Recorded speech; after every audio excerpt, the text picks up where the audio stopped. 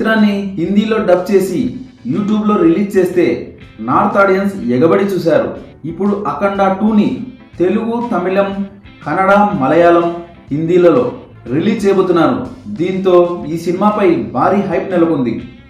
అందుకే ఈ cinema OTT rights కూడా భారీ రేటుకి అమ్ముడవుతుంది.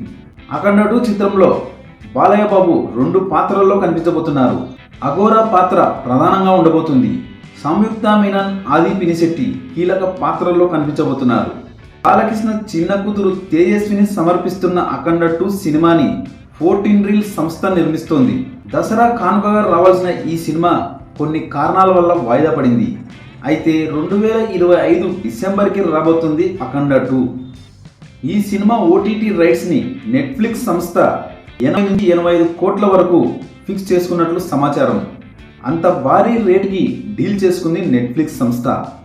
ఇంత భారీ రేటు టాలీవుడ్లో కేవలం ఒక 4 సినిమాలు మాత్రమే దక్కించుకున్నాయి.